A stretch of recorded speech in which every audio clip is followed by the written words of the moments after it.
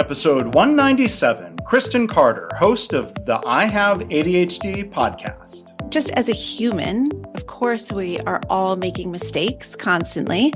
And as a human with ADHD, there is no lack of mistakes in my life.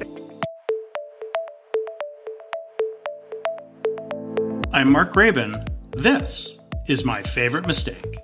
In this podcast, you'll hear business leaders and other really interesting people talking about their favorite mistakes.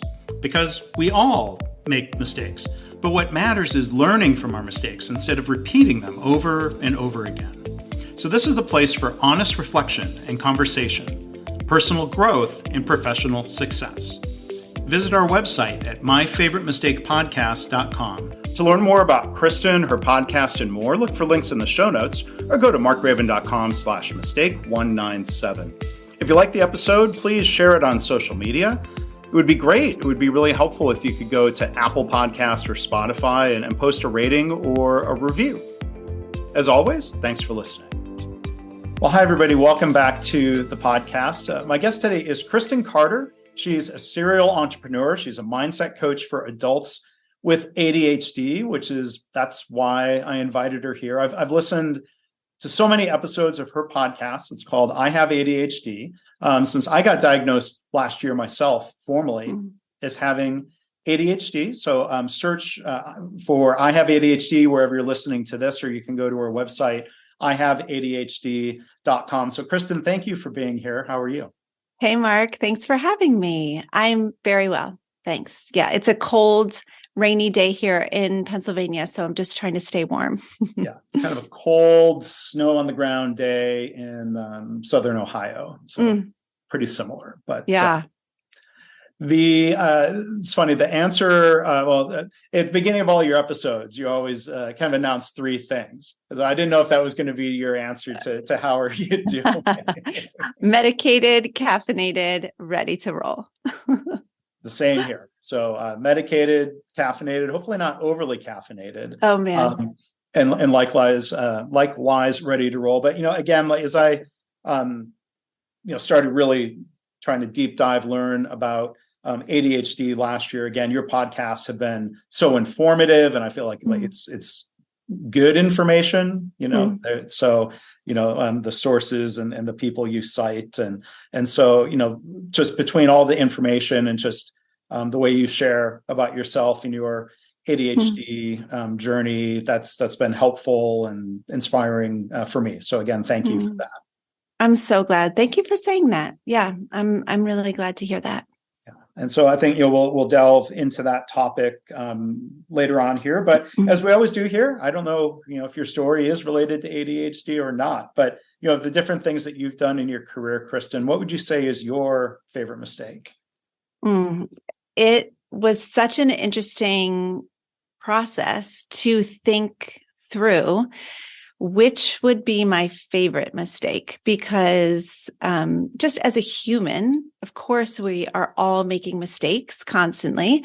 And as a human with ADHD, there is no lack of mistakes in my life. And so it was a very interesting journey to think through. But I would say that my favorite mistake was about 2 years ago, I joined a mastermind, and I'm going to use that term very loosely. It was a mastermind. I made an investment into this program. It was a $10,000 investment, which is not small. It's not a small investment. And it turned out to be not at all what I thought it was going to be. Oh, gosh. I know. It did not help me in the ways that I thought it would. It was, I can go into detail. I joined, I was so desperate for help, and I was so desperate for community and connection. So for those of you who don't know, I run a large coaching membership, and there aren't a lot of people running memberships. And so I wanted to get into a mastermind where there was a community of people who were running memberships. And I just thought, like, if I could just get into this mastermind, this is going to solve everything. This is going to be which is like red flag. This is going to be the thing, that I'm going to not be lonely anymore. I'm not going to feel directionless. I'm going to have the support that I need. And I fill out an application. I pay my $10,000. I get into the mastermind and find out there's 100 people in this quote unquote mastermind. Now, I don't know about you. And for those of you who are not in the coaching world, like masterminds are like 10 to 20 people. That's what I would have thought. Right. That's a true mastermind. And I went in with a lot of assumptions. I assumed that it would be smaller. I assumed that I would have access to the coach, which I did not at all. So the coach showed up once a month on a Facebook live Q&A for $10,000. And I thought that there would be actually the one part that was true to what I thought it was going to be was that there was a sense of community. But the problem is that was on Facebook. And for anyone with ADHD, social media is just a rabbit hole, right? Mm-hmm. So I would go on during my work day, because this was a work task. I would go on and try to get information or connect with the community. And then I would inevitably be distracted and go down the Facebook rabbit hole and really not be able to like get back on board with my work. And so I would say that was a very big mistake. I wish I had gathered more information, up front. I wish I hadn't made assumptions. I wish that I did not trust other people to run programs the way that I run them, but I do my due diligence. I did not do that. I learned a lot, which I know we're going to talk about, but that I would say, $10,000 right down the drain is kind of how I look at it. Right down the drain. It's gone. Yeah. Well, I'm sorry to hear that. And it doesn't put the $10,000 back to say, you're not the only one who's made that mistake. You're not the only one who's come on this podcast and shared really a similar mistake, along those lines. I was going to ask some follow-up questions. Do you think, sure. You mentioned, we can get ourselves in trouble. Mistakes are often born out of assumptions that turn out not to be true, or a lack of information, or, lack of information is filled in by assumptions. Do you think to what extent did they oversell it versus you just assumed differently than the reality? Great question. What's fascinating about this, and I would put this as like another layer of the mistake, what I tell my clients and what I usually do is I only buy from people who have helped me for free. Mm-hmm. I think that's a very good way to make an investment, is if someone can help you for free, then it is usually safe to invest, because most of the time their paid content is going to be even more helpful. And that did not happen with this person. I did not even take the time.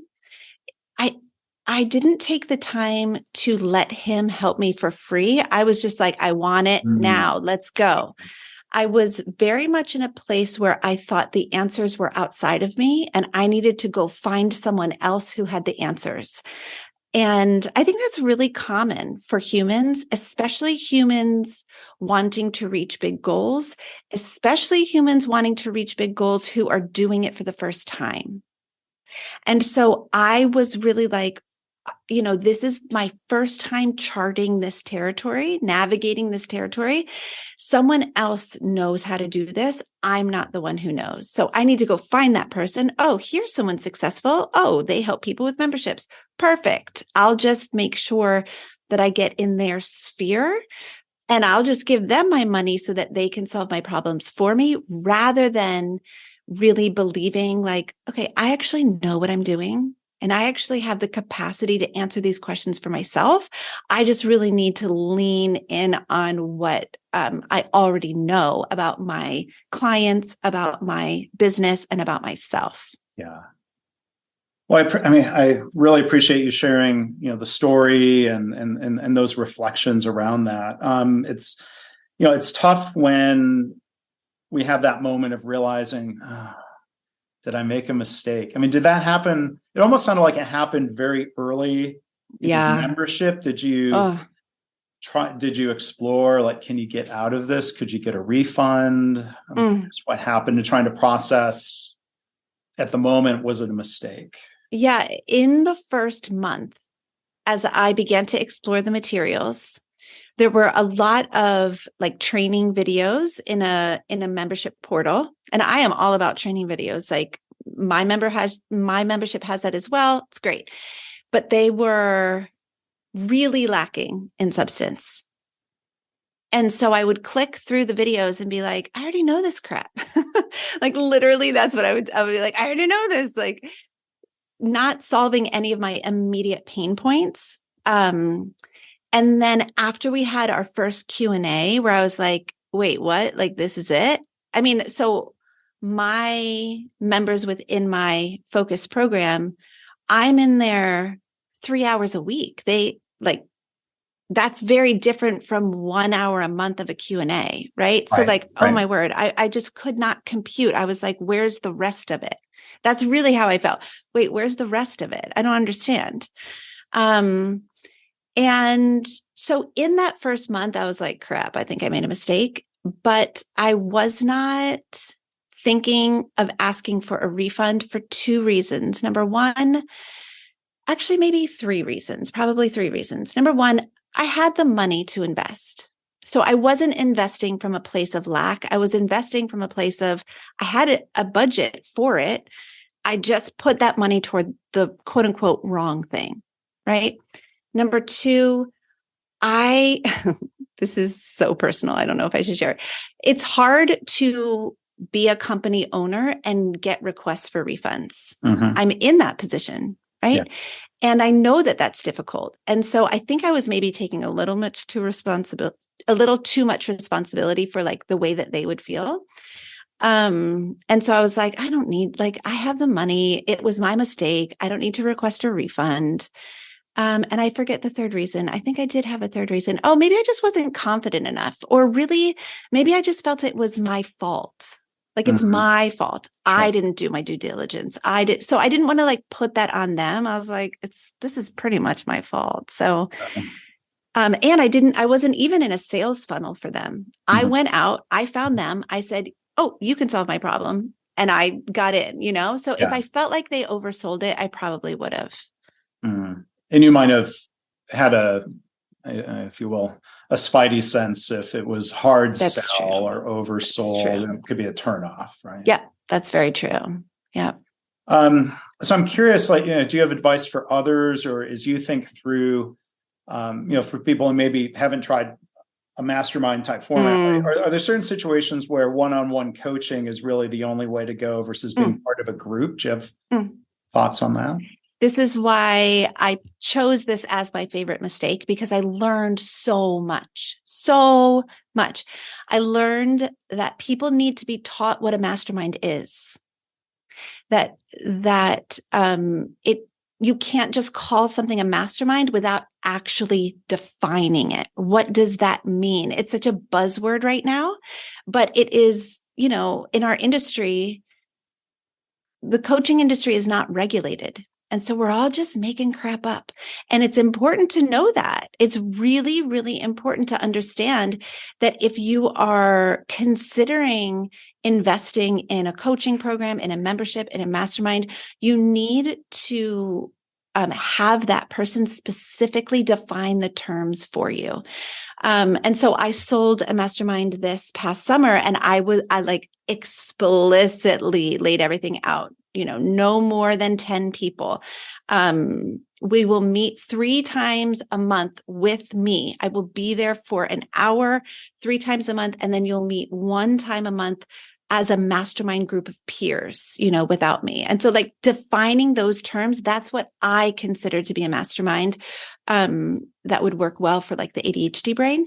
And so I would for sure say, get everything very clearly defined. And I do think the number of people inside of it matters. If it's more than 25 people, in my opinion, and in many expert leaders in the coaching industry, that's not a mastermind. That's a group coaching program, which is totally fine. That's totally fine. That's a good thing. It's just a different product. And then my third thing would be, which I already said before, make sure the person helps you for free before you ever pay them a cent. You have to make sure that someone has the ability to change your life for free. And if they can do that, then they're probably worth investing in. Yeah. And again, I mean, I'm going to make the pitch for your podcast. I mean, you and your podcast have helped me greatly for free. And, I've looked at your program, and I'll make sure there's a link in the show notes. It's called Focused. And I'd like to ask you a little bit more about it at the end. But, related to your story, it sounds like I appreciate what you said about learning so much. And it seems like then applying some of those lessons to your own business and the people that you're serving. Yes, absolutely. And one thing that I would actually like to add as well is that I made an intentional decision about 3 months into the mastermind to just not put any more of my time or effort into it. Oh, okay. So it's a year-long program. And I intentionally, thoughtfully made the decision, I'm not giving my time to this anymore. That was very hard to do because of sunk cost fallacy, right? It's like came to mind, yes. Oh my goodness. I put so much money into this. I've already put quite a bit of time trying to get as much out of it as possible. And if I choose not to continue with it, it is really solidifying this was a fail. This was a straight up fail. And that was a hard decision, but I literally did a cost benefit analysis. I would pay $10,000 to get out of this, to never have to think about it again, to not have to feel badly about this again, and to get rid of this on my calendar. I'd pay money to get out of it. And so then I was like, okay, well, that's important to notice. And that was really the period of time where I was able to forgive myself. This was a mistake and it sucked. And there's loss, money loss, time loss, pride loss, there's loss, right? Right. And then also just live in the reality of it's actually better for me to let this go and move forward without it. So that was a really important part along the journey. Yeah. Well, there's so many good lessons there, and both, again, back to the economics terms of the opportunity cost of your time and mental energy is one thing, but then when you talk about forgiving yourself or showing yourself some grace, and that's one thing we try to celebrate here is we all make mistakes, and we try to find a balance of reflecting without beating ourselves up. Maybe easier said than done sometimes, but at some point you have to process it maybe and move on. Yeah, for sure. And do just a quick cost benefit analysis. What is it going to cost me to keep going with this? And what are the actual benefits that I'm getting out, and when you can really look at it from that perspective, I think a lot of us would let go and just move forward. Yeah. Well, I hope listeners now are doing their own cost benefit analysis, that they will continue listening. I think they're getting a lot out of what you're saying here. And Kristen, again, thank you for telling that story. While I have you here, there are a lot of questions, I think, related to ADHD. As you lay out on your website, you've been studying this a long time. I think it's helpful when someone lays out, here are my teachers and my influencers. Yeah. And that comes through in what you share in the podcast. This is not just your ideas. You're sharing, again, from other things I've looked, in any field, there's, maybe this is a question to ask you. I'm not asking you to name names or trash another podcaster, but there are some podcasts where you feel like this seems really well informed versus another idea where like, well, this is just one person's opinion, and I put yours. You're sharing your experiences and thoughts and opinions, but it seems well informed. Are there mistakes? What would be mistaken information? Let me try to frame it as a question that way. If somebody's researching or learning about ADHD, like what's something that if you heard it being said that it would give you pause and say, wait a minute, I don't know if this is a good source? Oh dear. That is a really good question. I love it when people are willing to cite their sources. I think that's really important. And I really do try to do that a lot with the podcast, which is just kind of funny because I'm like popping in references to scholarly articles, from the NBHI or whatever, the National Institute of Behavioral Health. But I think that citing sources is important.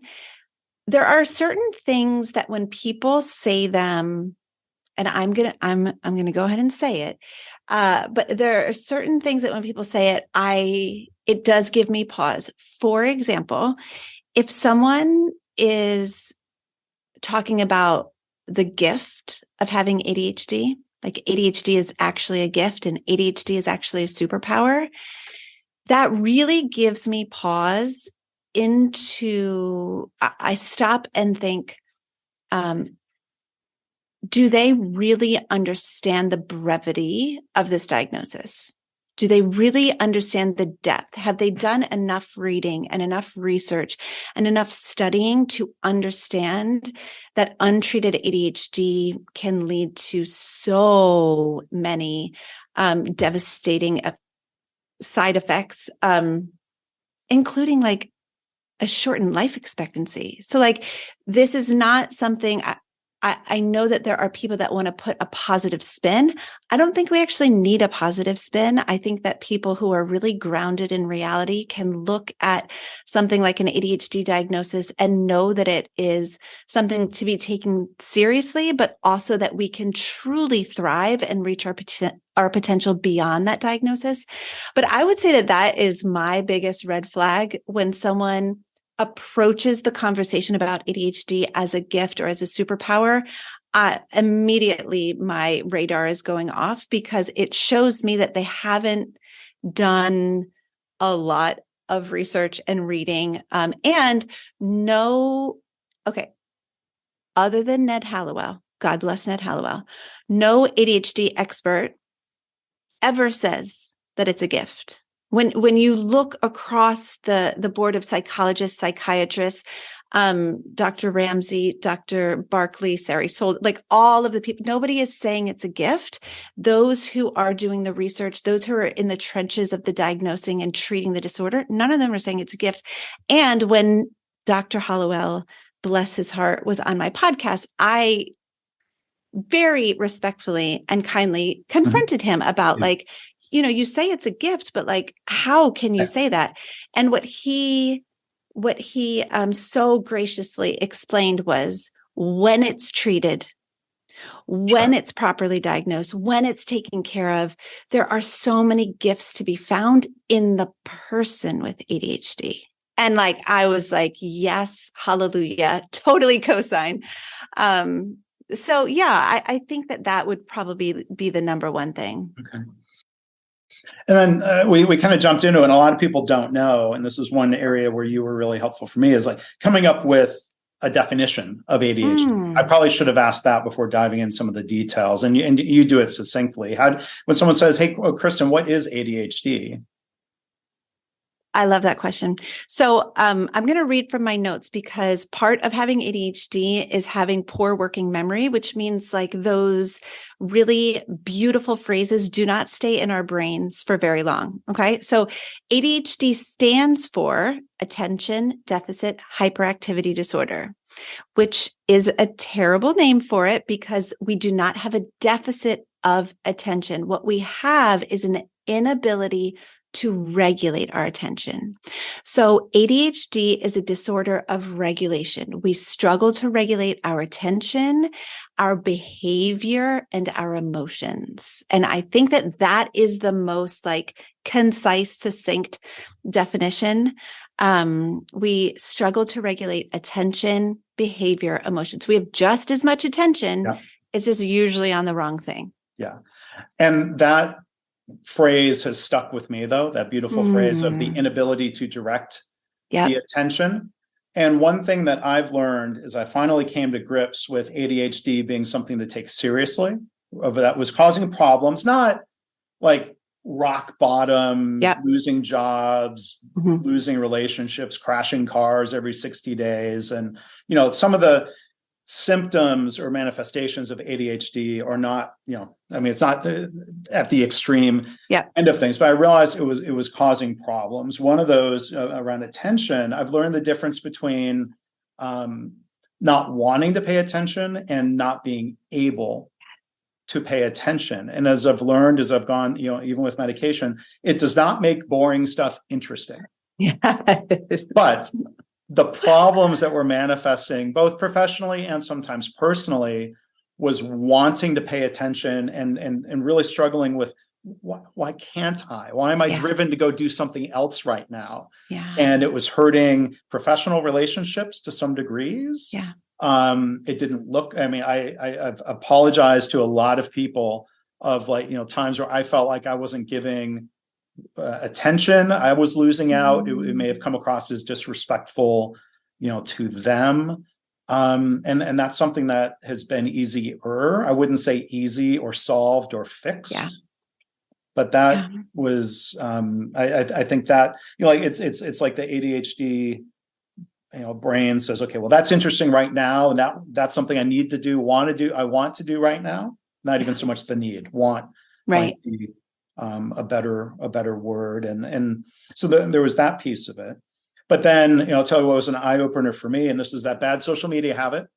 I got something good out of kind of mindlessly scrolling through Twitter. And I found an article that was basically about ADHD and emotional regulation. And I had only framed, so here's my mistake I'm going to share.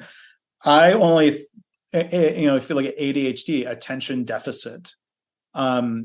The inability to regulate attention, my understanding, correct me or fill in some details here, is the same part of the brain that makes it hard to regulate emotional responses to things. And it was sort of similar to like, I know I want to be paying attention, but I feel like I can't. There would be that moment of, I'm firing off an angry email. Yes. I shouldn't be doing this. This is, but like that compulsion or, and it's kind of embarrassing to admit. Who likes to admit a lack of self-control? I know. But when that article and that eye opener about, okay, this is not just about attention. The emotional regulation piece is as much a thing to work on, at least for me. That was one discovery, and the mistake of not knowing that, and the mistake of not taking ADHD seriously enough. And in terms of, well, the other mistake I'll share, and I feel like I'm starting to give a TED talk. I won't do that to you, but I made the mistake of thinking I could effort my way out of it, that I needed to just care more and try harder. That didn't work. So I would love to reframe a little bit of what you're saying, because you are taking those on as your mistakes. However, I would say, like the one that you just mentioned, I thought I could effort my way out of it. I believe that we're taught as kids and adolescents in school that we're smart, but we lack motivation and effort, and you just need to try harder. And so I want to say that maybe that wasn't your mistake. Maybe that was teachers and parents and coaches and other people saying to you, listen, Mark, you're smart. Like what's going on here? You just need to try harder. You need to do better. And then we take that on, right? As our own self-talk, as our own thoughts. And then also, how in the world would you have known that emotional regulation was a part of ADHD? Sure. Because listen, nobody hands you a pamphlet when you're diagnosed with ADHD. They should. Right. I should make pamphlets. I should send them. Actually, that's a brilliant idea. We're going to put a pin on that. Right. But everyone who's diagnosed with ADHD should be told, listen, this is not a deficit of attention. You're going to have a hard time regulating your attention, regulating your behaviors, regulating your emotions. These are things we should be told, but we're not told. And so it takes scrolling through Twitter and coming across an article and saying like, oh, I never knew. So I would say that's an ADHD industry mistake, not your mistake. There you go. Well, thank you. And I've been trying to find the balance of realizing, there are things I can work on. Yeah. Without shaming. And so, trying to get out of the shame spiral of making myself feel bad for not paying attention and for sure. Reaching out. I think the best thing I did was reaching out to a counselor, saying, hey, I need to talk about these things. And, I had a copy of Ned Hallowell's Driven from Distraction on my bookshelf for more than 20 years, and I never read it. Oh, and I forgot how it got there. But see, like I've been in denial about this for so long. But let me bring it back to you and your story a little bit, Kristen. I mean, you were diagnosed in college, but not everybody gets diagnosed as a child. I got through college, or maybe we find ways of masking or compensating. Totally. But if you don't mind, tell us your story of like what led you to either asking questions about this or somebody saying, hey, Kristen, you may be ADHD. Ironically, my answer goes back to Ned Hallowell's book, Driven to Distraction. So my dad read that when he was in his 40s. So I was like in my teens, and he subsequently was diagnosed with ADHD. And then he started to nag me about it. You have ADHD, you have ADHD. And like when you're a teenager, your dad is like, he doesn't know anything. I'm like, yeah, whatever, Dad. But it wasn't until I was in college, I was double majoring. I was drowning. I was getting A's and F's and not much in between. I was depressed. I was like suffering from disordered eating. I had high anxiety. I mean, it was not good. And I finally called my mom and said, Dad's been talking to me about ADHD. I think I'm finally ready to like go see if that's what this is. It was a very brief evaluation. Now I understand that like it was the dude that diagnosed my dad. And I think he already had it in my mind that I had it. I mean, luckily I do have ADHD, but like it probably wasn't super legit evaluation. But he was like, yep, you meet the criteria, gave me medication.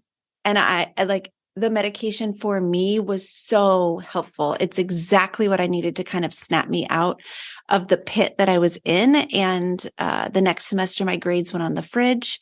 It was just like, it was so amazing.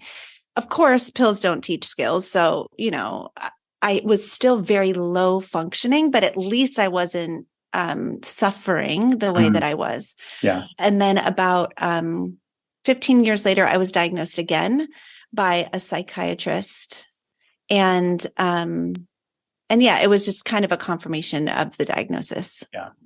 And it's tough because it seems like what I went through and what others have gone through, it's based on surveys and behaviors and how certain things happening. There's no brain scan, there's no blood test, but I was going to ask you, I mean, it is a difference in the brain, but it's not so easily diagnosed as like, run you through an MRI and we see the ADHD there.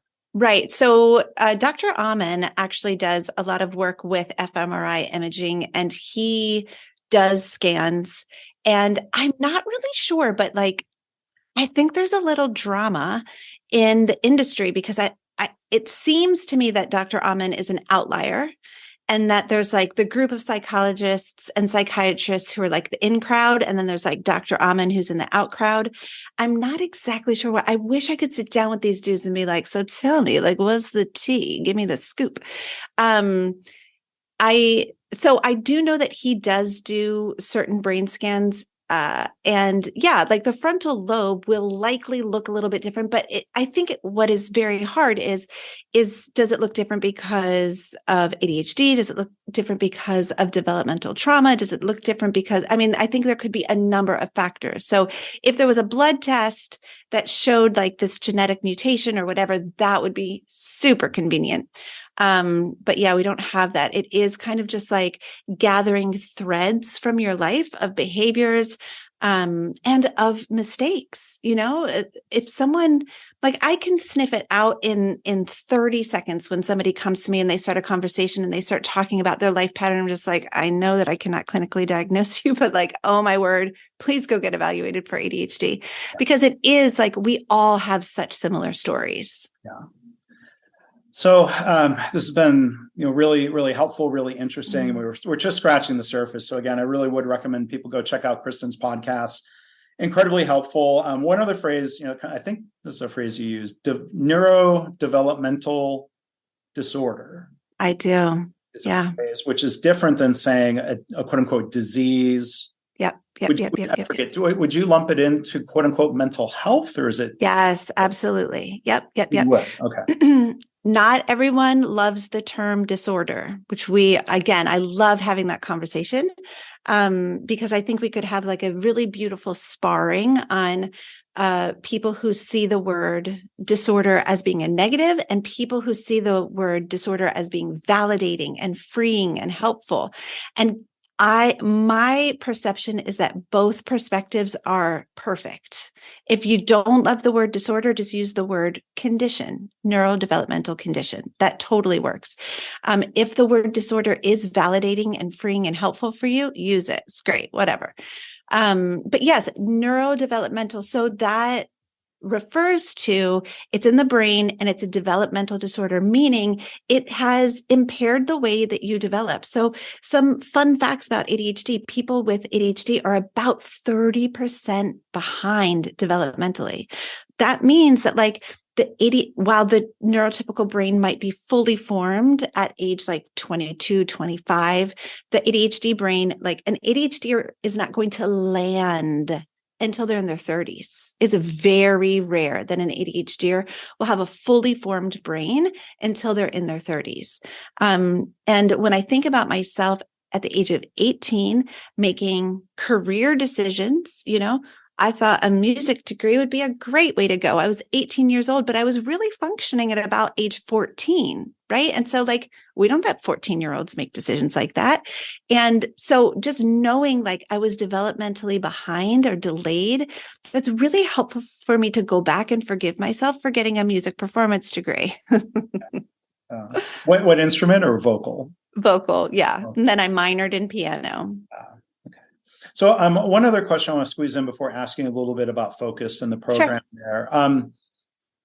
It's maybe hard to generalize, but when might it be helpful, or when might it be a mistake to tell people that you work with about an ADHD diagnosis?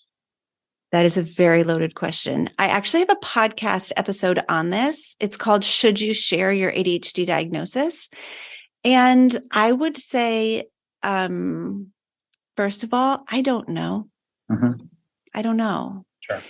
It's going to differ for every human. At least here in America, ADHD is covered under the Americans with Disabilities Act. And so depending on the severity of your ADHD, you may be able to get accommodations at work. If that is your reason for sharing, that you would like to get accommodations, it's a really good reason to share. If your reason for sharing is to make an excuse so that you don't have to be held accountable, it's not a great reason for sharing. These are my opinions, by the way. These are Kristen Carter's opinions. If your reason for sharing is to build connection and community with your colleagues, the question that I would first ask yourself is, do my colleagues have the capacity? Have they shown a history of being able to honor what I say, validate my experience, and hold space for the nuances of my life? Right? And that goes with anybody that you're thinking about telling. This is nobody's business. Nobody needs to know. I'm very open with my diagnosis.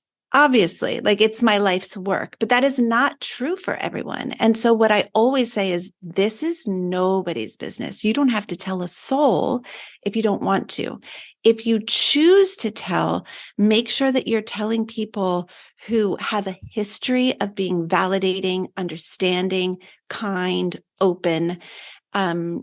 If you want to tell, let's say your mom, but your mom has a history of dismissing mental health, then maybe you tell her, but you expect to be dismissed. I want to tell her because I want her to have this information, but I know she's going to dismiss me, and I'm willing to tolerate that.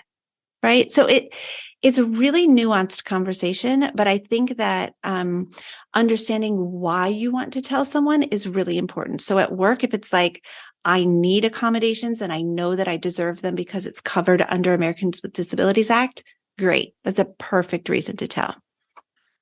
So Mark Graban opinion here, that was really good advice, especially thinking of, the situational element of who are you telling. And I think another phrase I picked up from your podcast, it's an explanation, not an excuse. Yes. I have probably said that 300 times. Yes. In the last 9 months, because I think that captures it. It's so important that we first understand that for ourselves, and then we help our loved ones understand that as well. So when I forget to stop for milk on my way home, like when my husband texts me and he's like, hey, can you stop for milk on your way home? And I'm like, sure. And then I don't stop for milk on my way home. I don't just say, oh, which by the way is because I have poor working memory and I can't hold the things in my brain, right? I don't just say, oh, well, ADHD, ha, ha, ha, and go about my business. I say, oh my gosh, I'm so sorry. I should have put a reminder in my phone because I know that I don't have a good working memory. I'll go pick up the milk now, right? It's very different. It's a different type of conversation. But it is an explanation, and it's a very good one. It's a very good explanation, but then we have to take responsibility ourselves for that and say, okay, this does explain it. So now what am I going to do? So that was a perfect segue. Final question here, as much time as you have, to talk about Focused, the program that you have that goes beyond medication, to think about, okay, well, what are strategies and things that we can and should be doing? Tell us a little bit more about that program. Yeah, it's the joy of my life. So Focused is a group coaching program where ADHD adults from around the world gather for community and support and coaching. So I, as the coach, lead coaching sessions, and I teach strategy classes. However, I am not the tips and tricks person. In my opinion, tips and tricks are all Googleable, and you shouldn't pay me for tips and tricks that you can Google, right? And so what I teach in my coaching program is how to accept yourself and your ADHD, how to let go of shame and regret from past mistakes, how to be persistent in going after your goals, even when it's hard, even when they're not exciting, even when you don't want to do it anymore. How to engage with your finances, even though you feel like you've made millions of mistakes with your finances. So the approach that I take is a very, what I like to say, I practice causal coaching. So I don't do accountability coaching, which is like, let's break it down and make a plan and then I'll hold you accountable. What I practice is causal coaching, which is let's get to the root cause of why you're not doing that thing that you know you want to do. Why aren't you doing it? Let's figure it out. And let me coach you on all of that drama so that you can hold yourself accountable, because you are smart and you know exactly what to do. Nobody comes into Focused being like, I don't know what to do. Everyone knows what to do. They're just so pissed that they can't make themselves do it. It's like, why can't I just make myself do the thing that I know I should be doing? And so that's where an expert coach comes in and helps you to decipher and determine, okay, let's uncover that. Let's unpack that. Why aren't you doing it? Spoiler alert, most of the time it's an emotion. Most of the time it's shame or regret or defeat or self-judgment or self-loathing. Most of the time it's one of those emotions that we've never been taught how to feel and process. And so a big part of our working together is me holding up a mirror and saying, like, here's what's going on. so that you can see that reflected back to you, and then teaching you how to process your emotions, which we are all deficient in. Every single ADHDer so deficient in recognizing emotions, naming emotions, processing emotions, soothing emotions, regulating emotions, all of that. And I have a whole course on that. But really, I would say like the crux of the program is that, because our emotions fuel our actions. So if we're not taking the action that we know we should be taking, then we need to look at the emotion and say, what am I feeling? Or what am I not willing to feel? That's a long explanation. I don't know. It's so fun. I love it so much. A good explanation. And the website spells out, very clearly what it is, what it isn't, what it's about. So I hope people will go check that out. I have ADHD.com. We've been joined here by Kristen Carter. Her podcast again is I Have ADHD. And again, I'm so glad to be able to, it's weird. I've listened to your voice for many, many hours and never been able to interact with you. So the next time I'm listening to an episode, I'm going to have to try not to jump in and ask you a question. But Kristen, thank you for all of that. And thank you for giving your time and your story and your insights here today. It was my pleasure, Mark. Thanks. It's been fun for me too. I'm so glad we got to meet. Well, thanks again to Kristen Carter. If you want to learn more about her podcast, her focused program, and more, look for links in the show notes or go to markgraven.com/mistake197. As always, I want to thank you for listening. I hope this podcast inspires you to reflect on your own mistakes, how you can learn from them or turn them into a positive. I've had listeners tell me they started being more open and honest about mistakes in their work.